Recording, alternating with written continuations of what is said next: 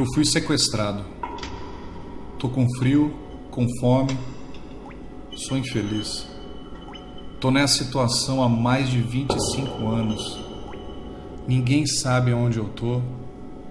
Sou constantemente torturado e espancado. Minhas mãos e pés estão amarrados. E não saio dessa cadeira nem para ir ao banheiro. Tô vendado. Não enxergo nada há 25 anos. Não sei o que é luz do dia ou se existe um mundo lá fora.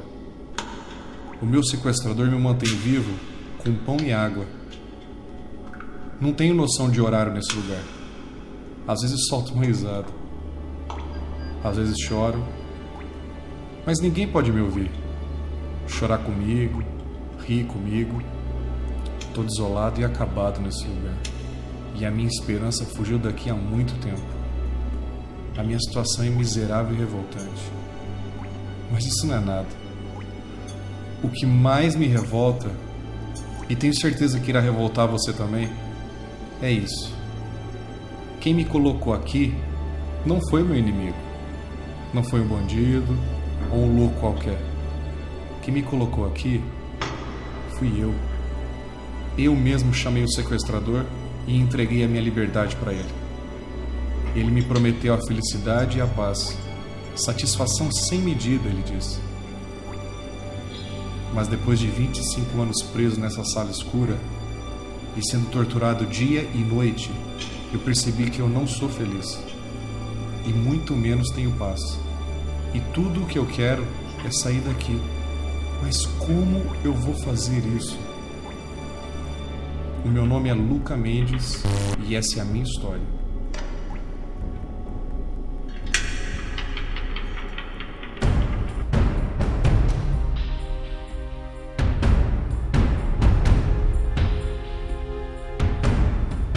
Eu tinha tudo o que eu queria.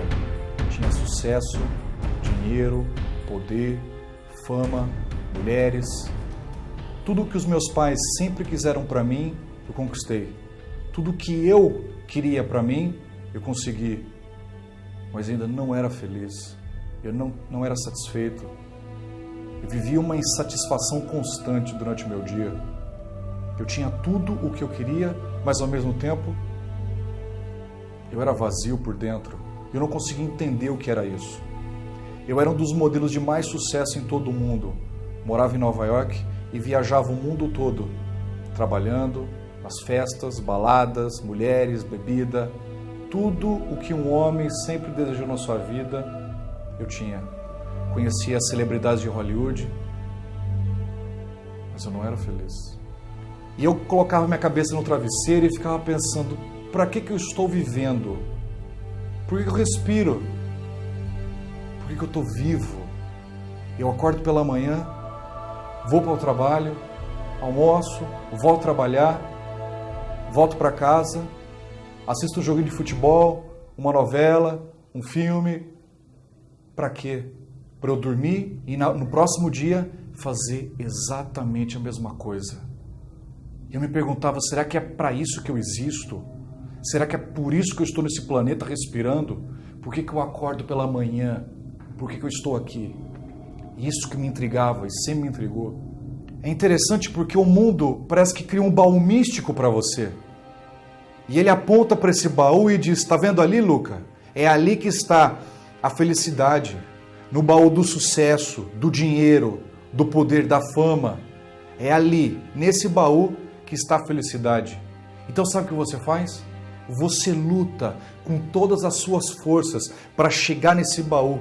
E você atropela pessoas que você ama. E você acotovela pessoas que você trabalha junto com você. Tudo para conquistar esse baú místico. O baú da felicidade. Aonde está a felicidade. Aonde o mundo fala que está. Então você luta. Você luta às vezes a sua vida toda. E poucas pessoas conseguem chegar nesse baú. E quando finalmente você chega... E eu consegui chegar nesse baú. Você olha para as pessoas que estão atrás de você e elas estão todas torcendo por você. E elas falam, vai lá, Luca, abre o baú e fala para nós o que está aí dentro de verdade. Então você se prepara para abrir. Abre aquele baú que tanto você lutou para finalmente encontrar a felicidade, e quando você olha lá para dentro, você não acredita no que você vê. O baú está vazio. Então você pensa consigo mesmo, será que isso é uma brincadeira? Você olha para as pessoas que estão torcendo por você e você fala para eles, esse baú está vazio. As pessoas olham para você e dizem, Luca, você está mentindo, você está louco. Até parece que se eu não tivesse Ferraris, Lamborghinis, não tivesse helicóptero, não tivesse mulheres, dinheiro, fama, até parece que eu não seria feliz. E é interessante porque você fala isso para eles e eles não entendem. Eles não conseguem compreender o que está querendo dizer. Que naquele baú não existe nada. Então você segue a sua vida. Como eu segui? Eu ficava pensando, o que está acontecendo comigo? Por que eu estou nesse planeta? Eu agora ia para o trabalho, aquele trabalho que eu tanto gostava, e já não tinha mais o mesmo prazer. Porque eu tinha conquistado tudo o que eu queria, mas nada mudava na minha vida. Eu era infeliz, eu não tinha paz, deixei meu apartamento em Nova York e voltei para o Brasil procurando uma resposta. E eu fiquei analisando a minha vida e finalmente entendi que a única coisa que estava faltando para mim era Deus. Será que é só isso que está faltando na minha vida? Não é possível. Não é possível. E eu finalmente me entreguei e disse, Deus, se você existe, de verdade, se você não é só uma invenção humana, se você não é só algo criado por um bando de louco, aparece para mim, porque eu deixei muita coisa lá atrás. Eu deixei a minha profissão, o meu sucesso, o dinheiro, deixei tudo lá atrás para isso. Aparece para mim. E nada acontecia. Nessa época eu morava na casa dos meus pais, quando eu vinha para o Brasil. Tinha o meu quarto ali. E eu aproveitava que todo mundo saía do trabalho e aproveitava esse momento para falar alto com Deus. E eu fiquei fazendo esse questionamento a Deus, se Ele existia realmente, durante mais ou menos 3 semanas, 4 semanas, sem nenhuma resposta.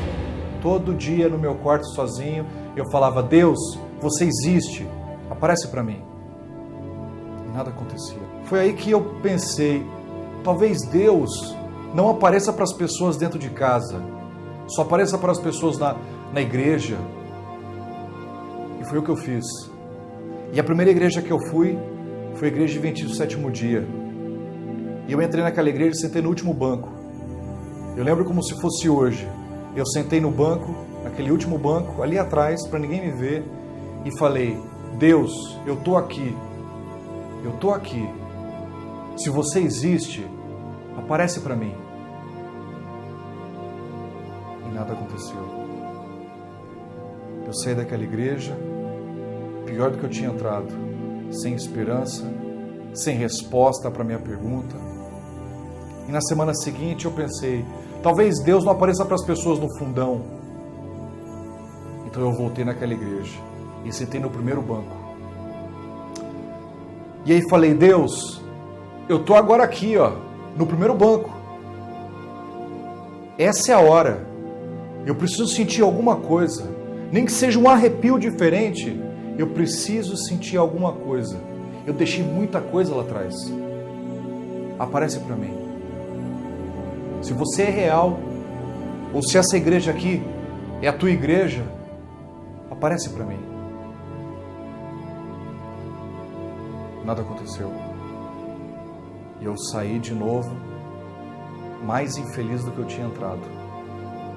Foi aí que eu comecei a passar por várias denominações cristãs, procurando Deus em cada igreja. Cada igreja que eu passava, eu fazia a mesma pergunta.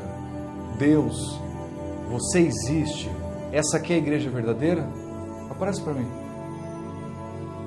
E uma após outra, eu fui me desiludindo, não obtendo resposta nenhuma de Deus. Foi aí que eu decidi, então, voltar para Nova York.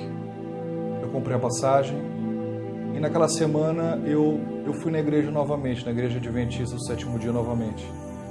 Mas não para procurar Deus mais, eu fui mais para o costume.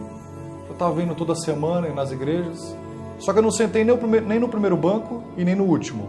Eu sentei no meio e ali eu fiquei. E ouvindo aquele pastor, eu comecei a ficar com uma raiva tão grande. O pastor, ele falava, e quanto mais ele falava, mais raiva eu sentia dele. E eu estava com a minha namorada ao lado, e ela me segurava para que eu não fosse até aquele púlpito onde aquele pastor estava e arrancasse o microfone da mão dele e brigasse com ele ali. Eu estava muito nervoso. Veja, não é o que ele falava, mas eu compreendia isso, olha. Que ser rico era errado, que usar joias era errado. Mas isso não era o que ele falava, era como eu compreendia, como eu entendia. E eu usava 2 brincos aqui na época.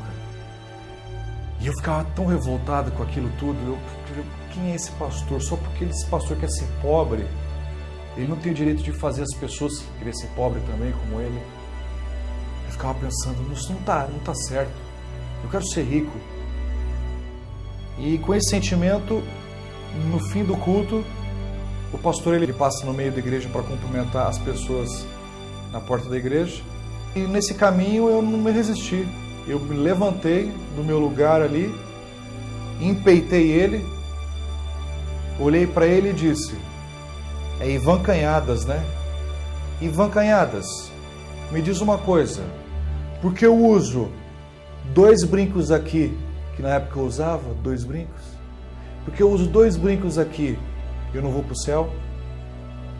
Você sabe que eu estava esperando um azinho daquele pastor para eu avançar nele. Eu só estava criando um motivo. E aquele pastor, ele olhou bem para mim e acabou comigo. Eu esperando algo que eu pudesse usar para ir contra ele, ele olha para mim e fala: não é assim, meu filho. E eu fiquei sem reação. E eu olhei para aquele pastor falando comigo, e eu não entendendo nada do que ele estava falando. Mas olha, não tem como te explicar de uma forma melhor. Aquilo que estava saindo de dentro daquele pastor, de dentro da boca daquele pastor, era exatamente aquilo que eu estava procurando. Eu não consigo colocar em palavras aquilo que eu senti naquela hora. Aquele pastor falava e eu não me lembro do que ele falou até hoje. Eu não sei o que ele falou. Mas aquilo que eu senti no momento que ele falou foi algo que eu estava procurando há muito tempo. Não tem um jeito de eu expressar isso de melhor maneira. Eu queria exatamente o que estava dentro daquele pastor. Eu não sabia como conseguir isso. Eu fiquei tão atordoado com aquele pastor que em vez de querer brigar com ele, eu queria abraçar ele. Porque era aquilo que eu estava procurando. Finalmente tinha encontrado, mas eu não conseguia entender o que era. Foi aí que, no meio da conversa daquele pastor, eu virei as costas e fui embora, atordoado com aquilo. E eu fiquei pensando naquele pastor por várias semanas, ao ponto de não conseguir nem voltar para Nova York. Eu não voltei. Eu precisava falar com ele. Eu precisava saber quem ele era. E foi aí que finalmente eu consegui o telefone dele, liguei para ele e falei: Pastor Ivan, o senhor não vai lembrar de mim, mas eu preciso falar com o senhor. Eu morava na época em Campinas, os meus pais moravam na época em Campinas, e ele morava em Artur Nogueira. Ele mora em Artur Nogueira. E é meia hora de carro de Campinas para Artur Nogueira. E eu falei: pastor, eu posso passar na sua casa para conversar, que é um assunto muito importante, é urgente. E ele, por telefone, ele me falou: Luca, pode vir, com certeza, eu estou esperando você. E aí eu fui eu e minha namorada. Cheguei lá, puxei ele para o canto da sala e perguntei: Pastor Ivan, eu vou te fazer essa pergunta, Pastor Ivan, e você não vai entender, mas eu preciso que você me responda pela fé. Pela fé. Como é o seu dia? Eu preciso saber detalhes. Eu preciso saber quem é você. Como que você consegue ser o que você é. Então eu preciso saber que pijama que você usa para dormir, eu preciso saber que pé que você coloca para fora da cama, eu preciso saber qual é a cor do pijama que você usa, o que você come no seu café da manhã, que horas você acorda, como que você vai trabalhar, até que horas você trabalha. Eu preciso saber detalhes da sua vida, do seu dia a dia, para entender quem é você. E foi assim, nessa dúvida, ele olhou bem assim para mim, com o olho meio desconfiado, achando que eu era louco. E ele falou, tá bom, Luca, eu não estou entendendo o que você está me perguntando, mas eu vou te responder. E começou a contar para mim como era o dia a dia dele. Detalhes, pequenos detalhes. E no fim eu percebi que, tirando as suas diferenças normais, a única diferença entre eu e aquele pastor era que ele acordava pela manhã e, antes de tomar o seu café da manhã, ele tomava um copo d'água, lavava o rosto para realmente acordar, voltava para sua cama, ajoelhava, orava, falava com Deus, abria o coração a Deus e estudava, não lia, estudava um capítulo da Bíblia. E eu comigo mesmo eu ficava pensando, não é possível que a grande diferença entre eu e esse pastor seja somente porque ele acorda pela manhã e, antes de tomar o café da manhã, ele fala com Deus, ora e estuda um capítulo da Bíblia. Para mim isso era uma mentira. Para mim ele estava escondendo alguma coisa que eu queria saber o que era. Eu não acreditei. Na minha mente eu falava, esse cara está me escondendo alguma coisa e eu preciso descobrir o que era. Eu levantei daquela sala, agradeci ele e fui embora, totalmente desconfiado. Na volta para casa com a minha namorada, eu acabei com ele no carro. Eu falava para minha namorada, olha, ele está escondendo alguma coisa de mim. Esse pastor está escondendo algum detalhe de mim. Não é possível que a única diferença seja essa, que ele acorda pela manhã, ora e estuda o capítulo da Bíblia. Porque eu às vezes fazia isso. Eu às vezes estudava a Bíblia. Eu às vezes falava com Deus. Nada mudava. Foi aí que eu dormi aquela noite. Totalmente desacreditado daquele pastor, eu dormi. E uma bela hora da madrugada eu ouço um barulho ensurdecedor. Um barulho tão alto que eu não conseguia entender de onde que saía aquele barulho. Era um barulho estranho, como eu nunca tinha ouvido antes. Eu peguei o relógio, era 5h11 da manhã. E eu ficava pensando, quem é essa pessoa gritando desse jeito, dessa forma, essa hora da manhã, do lado de fora de casa? O que é isso? E era impressionante o barulho era mais ou menos assim, ó. Era um barulho assim que parecia um peru atômico, sabe? Quando eu conto para as pessoas, elas até riem. Mas era um barulho exatamente isso, parecia um peru atômico. Tinha uma variação no som que fazia você que fazia ser impossível dormir. E na época a minha namorada estava do meu lado, eu mostrava para ela o relógio às 5h11 da manhã. O que é isso? Não é possível. Eu morava perto de uma boate, achava que era um bêbado que estava lá fora gritando. E eu morava com meus pais nessa época. O meu quarto era no segundo andar. Na frente do meu quarto tinha o jardim. Então eu fui até a minha janela, abri a janela para ver o que era que estava fazendo aquele som. E eu olhei para fora e não acreditei. Um BenTV. BenTV não faz esse som. BenTV faz BenTV, não é? Aquele passarinho, ele estava fazendo um som totalmente diferente do que o BenTV faz. Ele fazia... Não fazia BenTV. E não era só isso. E eu olhava para ele, e ele olhava para mim, e ele praticamente dançava. Ele batia as asas assim, ó, me encarava e gritava cada vez mais alto. E eu tentava espantar ele, colocava o braço para fora da janela tentando espantar ele. E ele continuava gritando cada vez mais alto, ao ponto de eu ter que descer, abrir a porta do jardim, pisar na grama molhada ali, ir até a árvore onde ele estava, porque ele estava numa árvore, e eu tentava espantar ele embaixo daquela árvore, e ele olhava, ficava olhando para mim, me encarando, e gritava cada vez mais alto. E não tinha jeito, eu tive que balançar aquela árvore para que assim ele fosse embora. Só que daí eu voltava para a cama e como é que eu dormia? Não tinha como eu dormir. Depois de ter feito aquele exercício, depois de ter pisado na grama molhada, depois de ter estressado com aquele bicho, você não dorme. Então você coloca a cabeça no travesseiro e fica enrolando ali. 5h30, 6 horas, 7 horas, e segui o meu dia. Na noite seguinte, nós fomos dormir, e você não acredita quem apareceu. Passarinho. E adivinha que horas ele apareceu? 5h11 da manhã, de novo. Veja, eu não estou brincando com isso não. Não era 5h10 e nem 5h12. Era 5h11. E aquele bicho gritava como nunca. Como nunca. E eu pegava o meu relógio e eu não acreditava. Eu falava, não é possível. Esse bicho deve ter um relógio de pulso. E estava gritando de novo. E gritava. Do mesmo jeito. E eu tinha que fazer o mesmo ritual. Ir até lá embaixo. Balançar aquela árvore para ele ir embora. E eu voltar para minha cama, de novo, não dormia, ficava enrolando.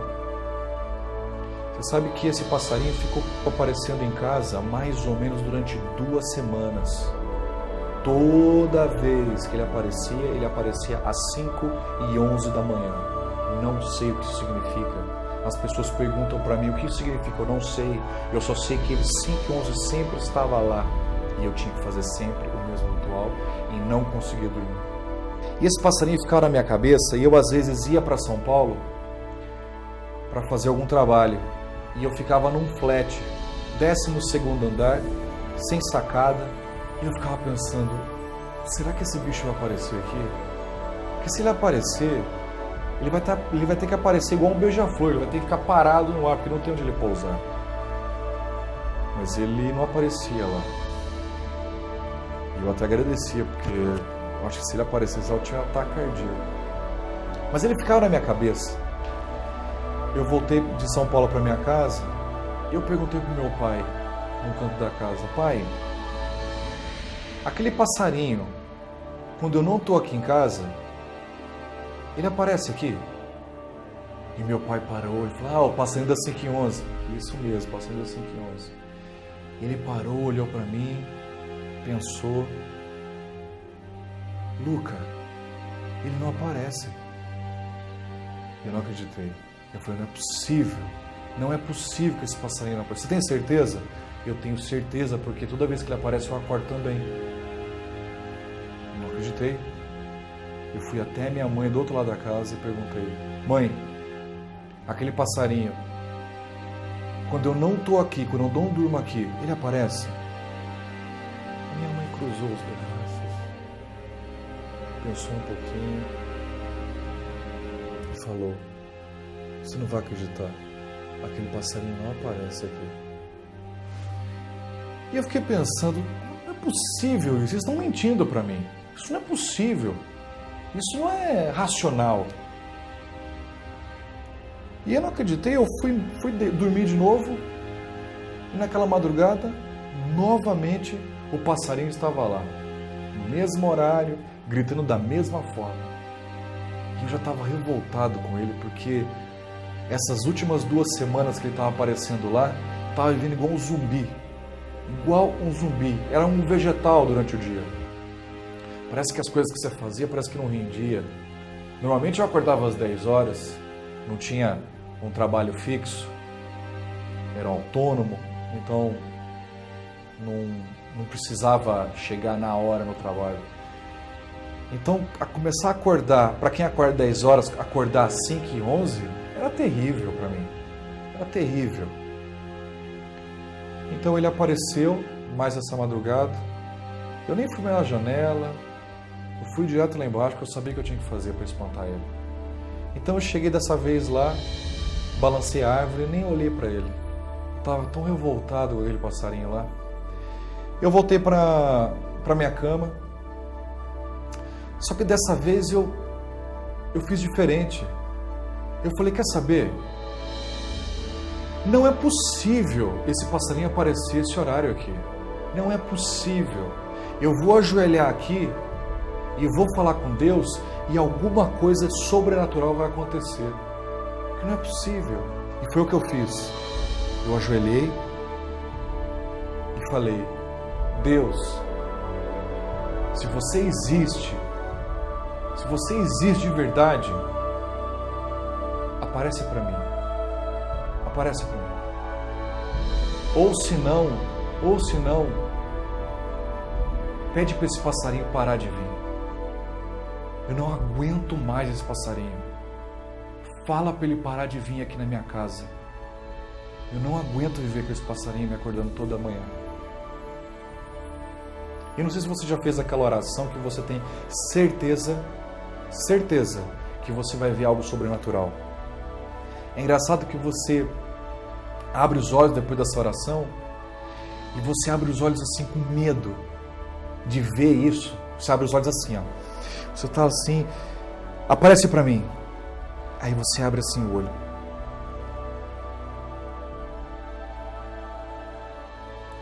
Tem certeza que você vai ver alguma coisa. Certeza. E aquele medo todo faz você procurar o quarto todo. Você procura até embaixo da cama. Você fica, não, deve ter algum anjo aqui embaixo da cama. Então você vai. Nada. Não vi nada. Deitei novamente, fiquei enrolando. Segui pro meu dia mais uma vez. A noite chegou. E adivinha o que aconteceu? Ele não apareceu. O passarinho não apareceu naquela noite. Mas adivinha que horas que eu acordei? 5h11 da manhã. Eu acordei sem aquele passarinho aparecer. E é engraçado porque eu fui até a janela, abri, porque eu pensei, ele deve estar lá fora. E ele não estava lá. Fechei a janela, voltei para a cama. E é engraçado porque você fica esperando o bicho. 5h11, 5h30, 6 horas. E eu comecei a ficar preocupado. Eu falei, não é possível, será que esse bicho pegou trânsito? Será que o relógio de pulso dele quebrou?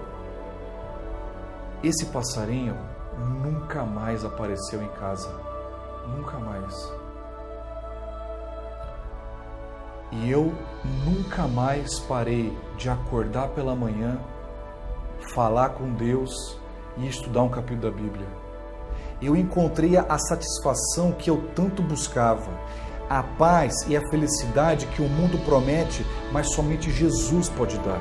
Existe uma grande diferença entre ser um cristão e ser um religioso. O cristianismo não se resume em ir um dia por semana na igreja e continuar com a sua vida como se não existisse Deus.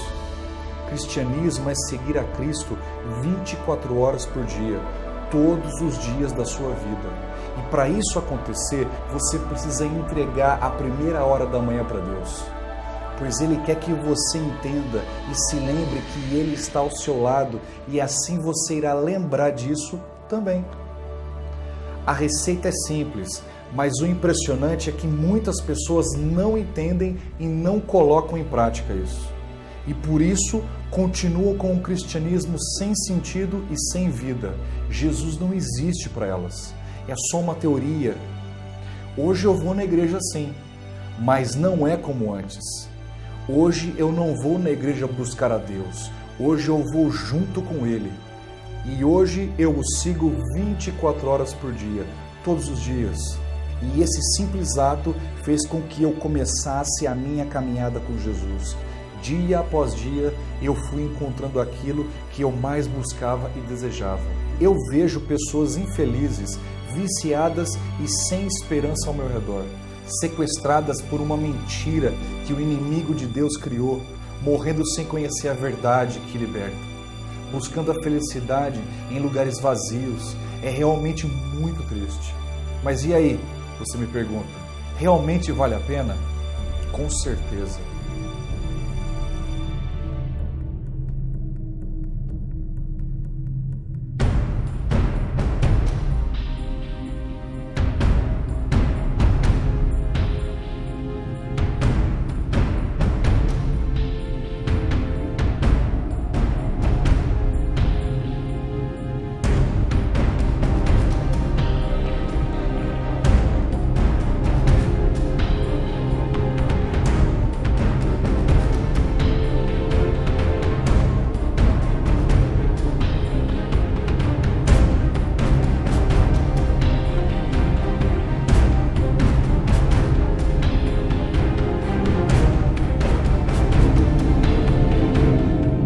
Ser liberto de um cativeiro de 25 anos é uma alegria que não tem como ser explicada, precisa ser sentida, e você só vai entender isso quando você também for liberto.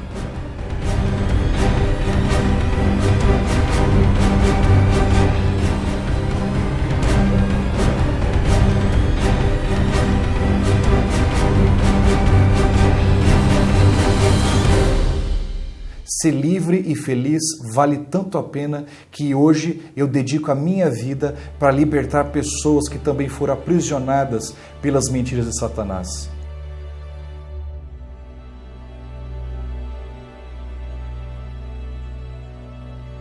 Hoje eu as levo a Jesus. Eu sei exatamente como é você estar frustrado na sua busca, cara. Eu sei exatamente o que é você ter o seu coração em algo que não pode te salvar. Você pode achar que Deus não te ama, como muitas pessoas talvez achem aqui, mas Ele te ama mais do que você imagina. Ele sabe exatamente que se você fosse uma super estrela, você fosse super rico, super famoso, você nunca teria uma comunhão com Ele. E é por isso que você está hoje aqui, mano. Porque Ele te ama. Você não vai compreender isso hoje, mas você vai entender isso mais pra frente. Mas eu estou aqui porque eu tenho uma missão, e a missão é essa, mãe. A missão é pegar o teu coração e devolver para Jesus. Amém. Dá um abraço. Me ajude a terminar essa missão. Jesus está voltando.